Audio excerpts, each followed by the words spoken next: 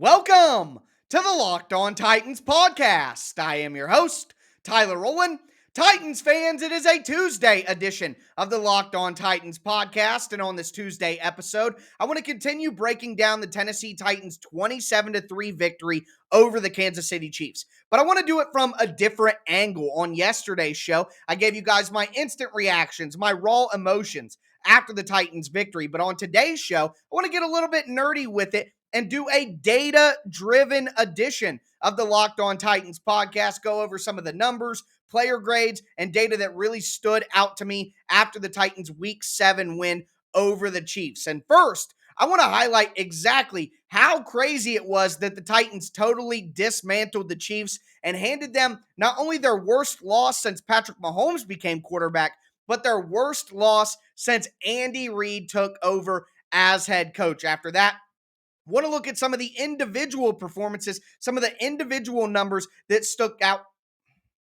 After that, I want to look at some of the individual numbers that really stood out to me. I'm going to highlight just how great Ryan Tannehill was on Sunday, just how awesome Derrick Henry has been throughout the year, who the Titans' best offensive lineman so far this year has been, and we will once again talk about how wonderful Harold Landry has been playing. And then finally, to cap off today's show, I'm going to give you guys some of the biggest player grades that stood out on offense and defense and update you on how the offensive line performed against the Chiefs. And it was a very good showing. So a data-driven Tuesday edition of the Locked On Titans podcast. Let's get it.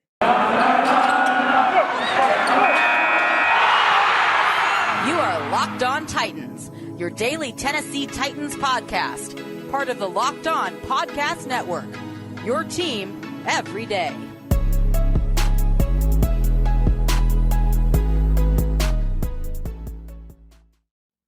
Titans fans, let's dive into this data-driven Tuesday episode of the Locked On Titans podcast. Before we do, just want to thank you guys for making the Locked On Titans podcast your first listen every day. And if this is your first listen ever to the Locked On Titans podcast, make sure that you subscribe on whatever platform you do stream. Subscribe to the Locked On Titans YouTube page. Smash that notification bell so you know when all of my content goes live. Have to follow me on social media, on Twitter, at Tic Tac Titans, where I post all of my film breakdowns and all my film clips you won't want to miss. Follow the show Facebook page at Locked On Titans Pod as well. But let's dive into all of these numbers. And the first thing that I want to do is just put a spotlight on how the Titans completely took apart the Kansas City Chiefs. And I have some incredible stats to highlight just that. So first and foremost, this was Patrick Mahomes' worst passer rating of his entire career at 62.3. It was also his lowest QBR of his entire career at 6.1. So clearly the worst day Patrick Mahomes has ever had in his career. But not only that, Derrick Henry, the Titans' star running back, threw more passing touchdowns on the day than Patrick Mahomes. And of course, it was the worst day of Patrick Mahomes' career. But not only that, this was the worst performance the Kansas City Chiefs have had since Andy Reid took over as coach. This is the least amount of points that the Chiefs have scored in any game since December 30th, 2012. That was the last game for the Chiefs that was not coached by Andy Reid. So the worst game that Andy Reid has ever had as the head coach of the Kansas City Chiefs, the worst game that Patrick Mahomes has ever played in his NFL career, brought to you by the Tennessee Titans defense. It still feels pretty crazy to say that. And speaking of that Tennessee Titans defense, also want to highlight some overall statistics for each side of the ball. Number one, for the Titans defense, this is the first time since 2018 that the defense has had more sacks than they have given up points. So the Titans gave up 3 points to the Chiefs. They had 4 sacks on the day, and that is the first time that has happened since Week 15 of 2018 against the New York Giants, where the Titans pitched a shutout, gave up 0 points, and had 3 sacks on the day. And it's even more incredible to think that the Titans were able to do that when they only blitzed Patrick Mahomes one time. And when you talk about a blitz, you would define that as bringing more than 4 rushers on the play. So the Titans only sent 5 one time in the game. We're still able to get 4 sacks on Mahomes on 18 pressures and hold the Chiefs offense to only 3 points. Incredible stuff from the defense. On offense, the big thing that stood out to me, Todd Downing's play action usage. When the Titans use play action a lot, they win. And let me highlight that for you. Week 1, the Titans only used play action 11.6% of the time, and they got destroyed. Their worst loss of the year. No surprise there. Week 2, the Titans boost that up by 20%, 31.1% play action usage. That's a W. The win against the Seahawks. Then in week 3 against the Colts, 41.9% play action. And of course, that's a win. The most that the Titans have done it all year. Week 4, 21.1%. Their second lowest of the year. And guess what? That's the loss to the Jets. You rebound with 34.6% play action in week 5. You get the win over the Jags. Against the Buffalo Bills, the Titans were at 31% for play action. That's a W. And then against the Chiefs, 40%, their second highest play action rate of the year. And of course, it's a win. So basically, anytime that the Titans play action 30% or above, they win. If they're 21% or below, they lose. Todd Downing, keep using that play action. Keep using it on early downs. That's exactly what the Titans want to see. And the last statistic that I have here for you is just one for the Titans organization. Nissan Stadium, formerly known as LP Field, has been open since 1999. Well, on Monday Night Football, the Titans broke the attendance record, having 69,419 people in attendance. And I saw something really cool. If you've been on Titans Twitter, then you know about Matt Neely, who unfortunately passed away a few years ago.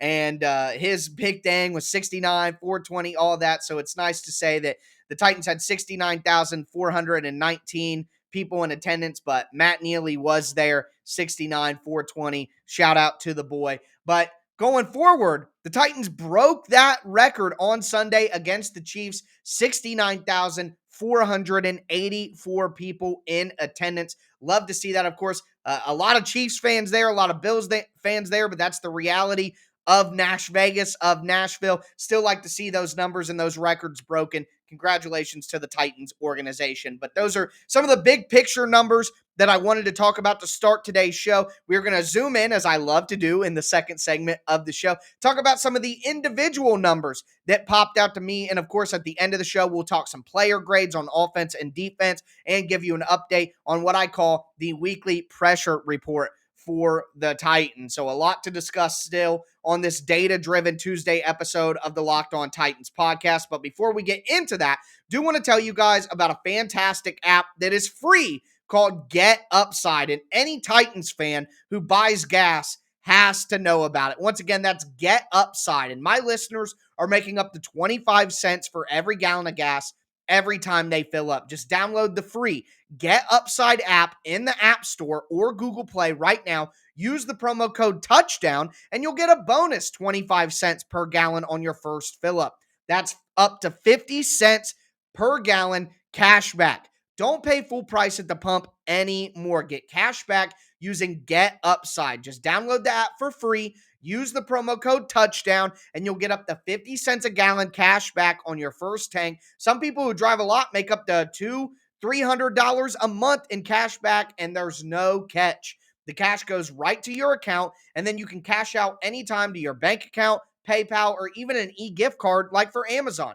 Download the free Get Upside app. Use that promo code TOUCHDOWN and get up to 50 cents a gallon cash back on your first tank. That's promo code TOUCHDOWN on the free Get Upside app.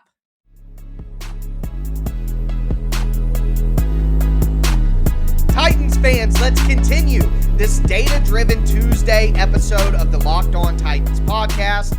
before we get into our individual numbers, do want to thank you guys again for making the Locked On Titans podcast your first listen every day. Remember, you can find the Locked On Titans podcast on every platform and always free. But diving into these numbers, I want to start with Ryan Tannehill. Ryan Tannehill was excellent on Sunday. Right now, going into Monday Night Football hasn't been played. Ryan Tannehill is the highest graded passer of the weekend per Pro Football Focus at an 89.4. And remember, that includes kind of a bad interception. But it's not just that. Ryan Tannehill had a 105.2 passer rating on Sunday. That is the 21st time that he's had a passer rating of over 100 since he took over as the starting quarterback for the Tennessee Titans. Just to provide some context, Marcus Mariota had only done it 20 times, so Ryan Tannehill has already surpassed Mariota. Next would be Warren Moon at 33 times. And then after that, of course, our GOAT, number 9, Steve McNair, did it 40 times as the starting quarterback for the Titans. So Ryan Tannehill would have to do it all over again to catch Steve McNair, but a great career so far for Ryan Tannehill in just a few short seasons as the starting quarterback. Not only that, but Ryan Tannehill was getting the ball out of his hands quickly. One myth that I hated hearing at the beginning of the year was that Ryan Tannehill was holding the ball too long, and that's why the Titans were giving up so many sacks.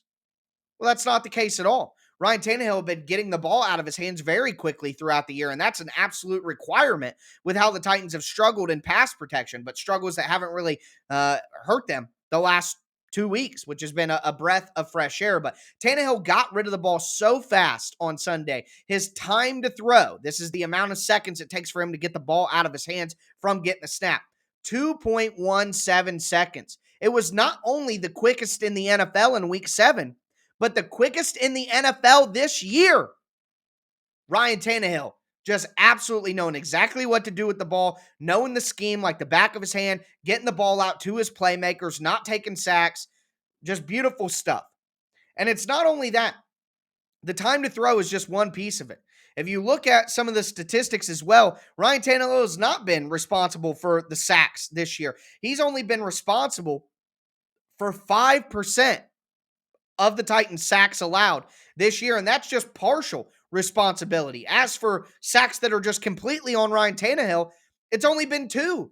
2 of the Titans' 21 sacks allowed have been directly attributed to Ryan Tannehill making the mistake and it being fully on him. So Tannehill is getting the ball out of his hands quick. He's throwing dimes. It's not his fault when the sacks happen. Just great stuff from Ryan Tannehill overall. And I also want to mention this. The Titans threw 7 play-action passes with Derrick Henry in the first half of that game.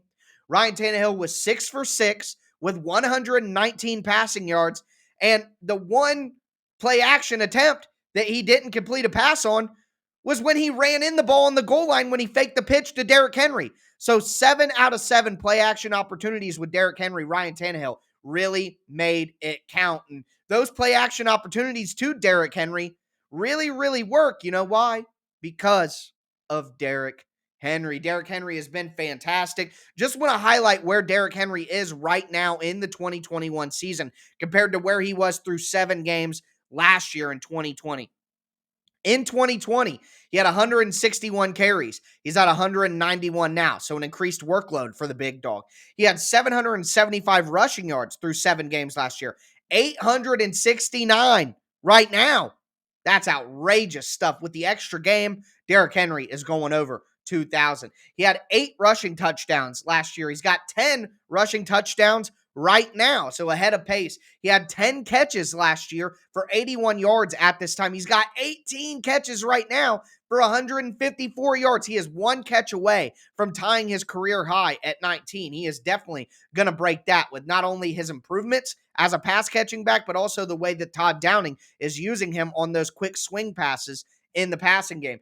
And not only those numbers, but he's got a passing TD as well. So Derrick Henry doing phenomenal, great stuff there, and that allows the play action to work so well. Now, Who has been the best offensive lineman on the Titans this year? Well, best may be a little convoluted. In terms of overall dominance, I would give that vote to Roger Saffold. But when you look at consistency, it's been David Questonberry. David Questonberry is the fourth best graded run blocking tackle in the NFL right now. Literally the fourth best. Fourth best run blocking tackle in the NFL, David Questonberry. I bet a lot of you guys would not have suspected that. He has taken so much heat throughout this year, but for no reason. He's been the most consistent offensive lineman for the Titans. If you take away that game against the Jets, which I hate when people say things like that, you can't do that. You can't just take them away. But, I mean, he had 11 pressures allowed in that game. Outside of that, he's only had about 7 pressures allowed all year. Only 1 sack on the year allowed. He's had no penalties so far this year. And like I said, 87.5 run blocking grade. That's 4th best in the NFL among offensive tackles. The only guys ahead of him, Trent Williams, 95.1, Tyron Smith, 92.6, and Jack Conklin, an 88.4. So you're telling me that Conklin's getting paid near $18 million a year, and Questonberry's been basically just as good at him as a run blocker? Yeah, there's struggles in pass protection, but man, get off David Questonberry, folks. I've had enough of it. Finally, do want to highlight once again Harold Landry's greatness so far this year. He's got 7.5 sacks through 7 games. That is the highest total through 7 games in Tennessee Titans and Houston Oilers history, tied with William Fuller in 1991 and Kyle Vanden Bosch in 2005. So the most sacks by any Titan or Oiler through 7 games in franchise history, Harold Landry.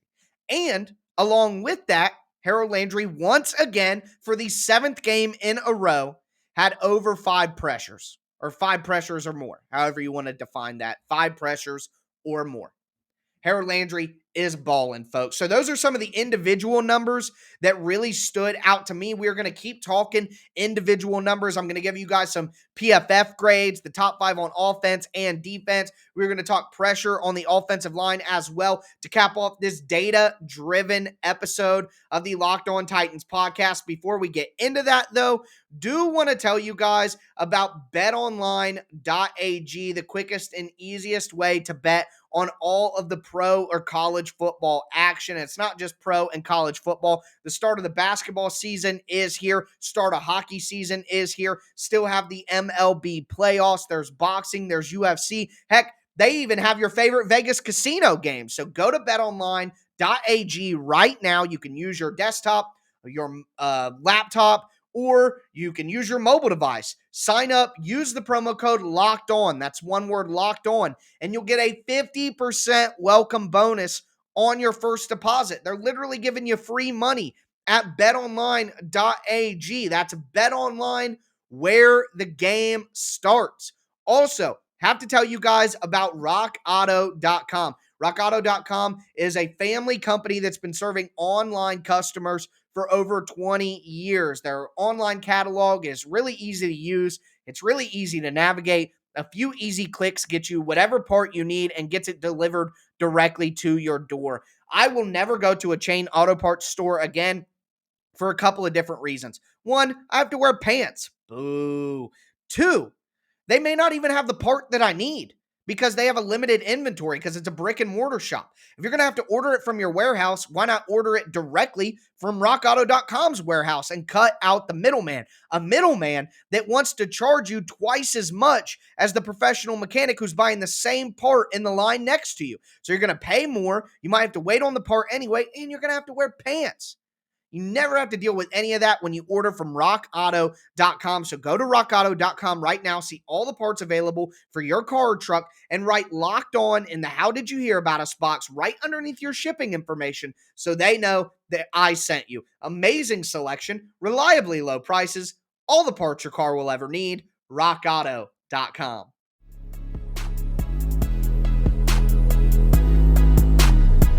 All right, Titans fans, let's cap off this data-driven Tuesday edition of the Locked On Titans podcast. We have talked some big picture team statistics. We talked some individual statistics as well. I want to keep that theme going here. We're going to dive into some player grades. We're going to dive into my Week 7 offensive line pressure report as well. Before we do that, I want to thank you guys again for making the Locked On Titans podcast your first listen every day.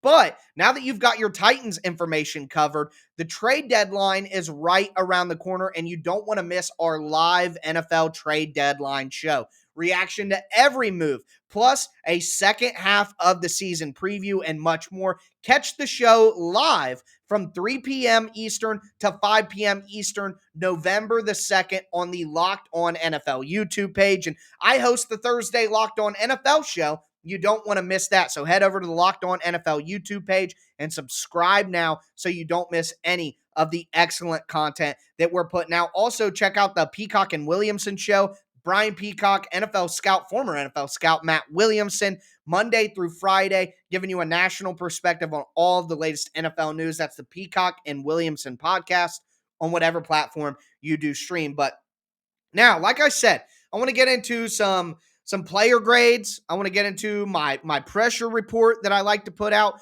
First and foremost, let's talk offensive grades. So the top 5 graded Tennessee Titans on offense per Pro Football Focus. Number 1, A.J. Brown with his 8 catches for 133 yards and a touchdown. He had a 91.2 offensive grade. Remember, the grades are out of 100. So that's a fantastic performance from A.J. and just confirms, obviously, what we saw on the field. Next, Ryan Tannehill, as I mentioned in the second segment, an 89.4.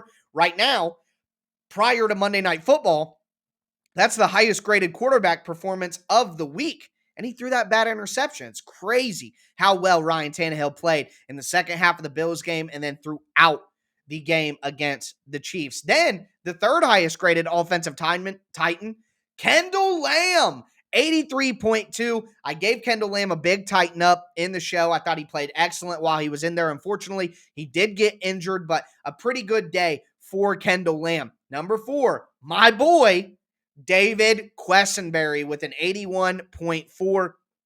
Again, been one of the best run blocking tackles in the NFL. Some struggles in pass protection, but did pretty well in this game. And then Michael Pruitt, who got a lot of ups for me on Twitter on Tuesday with some of my initial clips that I posted online at Tic Tac Titans. You cannot miss out on all the film content that I post on Twitter. I can't put it here. It's a copyright issue. So get it all on Twitter, guys. It's worth creating an account if you don't have one. Just follow me. That's all you have to do. Keep it simple. Michael Pruitt, 80.7 grade, had the touchdown catch on the Wild King touchdown throw from Derrick Henry, had an excellent catch over the middle of the field in cover 2 where he split the safeties on a big conversion for the Titans. I thought he's played excellent. It's crazy that the Titans let him walk and then signed him back during training camp. I mean, what were they? Or it was right before the beginning of the year, right before week 1. What were they thinking? What would this team be doing without Michael Pruitt the last few weeks? Woo!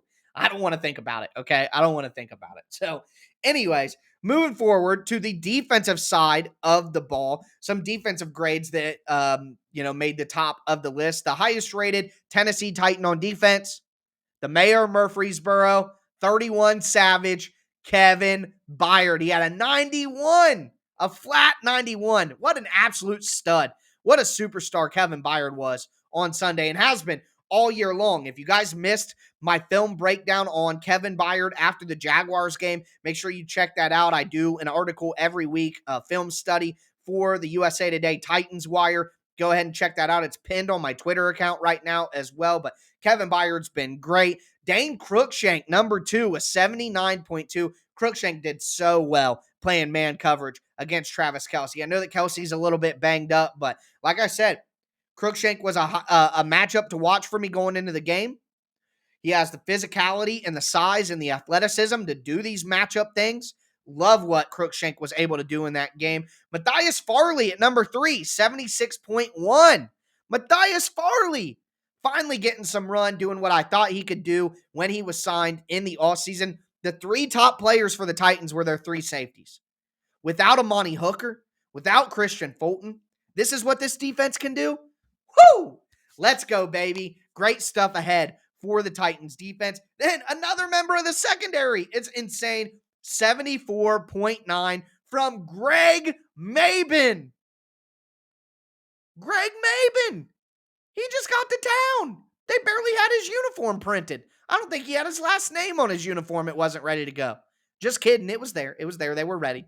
But Maven had a funny quote, and he said it was one of the best games that he's ever been a part of, and he felt pretty comfortable because it's like the 10th time that he's been in Tennessee, and he's not wrong, but nice to see him get some good run out there. Now, I do have to say, this is where I always say Pro Football Focus are the grades are only part of the story, because what you didn't hear in the top 4 there was any of the Titans defensive linemen, and we all know that the Titans defensive linemen are what made this game go. But the Titans weren't great in run defense. They gave up some good runs to the Chiefs, but the Chiefs just weren't able to run the ball because they were down by so much. The game script ruined that for them. So that's why you don't see a lot of defensive linemen up top, even though they dominated the game, because there were some struggles in run defense. But the Titans were just giving up the run in this game, saying, sure, run it, but you're not going to be able to throw it. And if you can't throw, then you can't do anything. And that was exactly right. But the fifth and final defensive Titan in the top 5 was Denico Autry, who was the best defensive lineman for the Titans in this game. He had a 74.6 grade. So good stuff there. Some other things that I want to highlight, my offensive line pressure report. And just so you guys know, I post all of this information on my Twitter on Monday mornings as soon as the information is available. So if you ever want to get this stuff a little bit early, feel free to go to my Twitter account, check that out, at Tic Tac Titans. The last thing that I want to discuss with you guys is the Titans pressure report. This is about the offensive line. So David Questonberry, 0 sacks allowed, 1 pressure allowed. Nate Davis, 0 sacks allowed, 0 pressures allowed. Nate Davis is starting to improve. He's getting there. Maybe being on the COVID list for 10 days really did impact his conditioning. Maybe being next to David Questonberry, a new person, really impacted his role and what was placed upon him. Nate Davis starting to improve. We see that. Ben Jones, 0 sacks, 1 pressure allowed. Roger Saffold, when he was in, 0 sacks, 0 pressures allowed. Kendall Lamb, when he was in, 0 sacks, 0 pressures allowed. Now, we did see some replacements come in this game. Bobby Hart came in and played about, 43 snaps in this game. 0 sacks, 2 pressures. But Bobby Hart was pulled off the scrap heap. He's not a very good player in general, so the fact that the Titans got that out of him, pretty good performance. Dylan Raiden, the rookie, finally came in. Played about 22 snaps at left guard, 0 sacks, 1 pressure. And he had an 84 grade in run blocking. Now, he had about an 18 grade in pass blocking. We're not going to talk about that. But either way, Dylan Raiden played pretty well for what he was being asked to do in that second half against the Chiefs. So that's the top 5 grades on offense and defense. That's my offensive line pressure report for week 7. We talked about my big picture statistics with the offense, the defense, and highlighting just how bad the Chiefs played and how bad the Titans made the Chiefs play in this game. We did the individual statistics with Tannehill, Derrick Henry, Questonberry, Harold Landry, a data-driven Tuesday episode of the Locked On Titans podcast. We will be back tomorrow. It is Watch Wednesday, and I have a lot to talk to you guys about what the Titans are doing schematically out on the field with the X's and the O's. Make sure that you check out all my film breakdowns on Twitter at Tic Tac Titans over the next 48 hours. That's going to do it for me today, though, folks. As always, I am your host, Tyler Woolen, and this was Locked On Titans.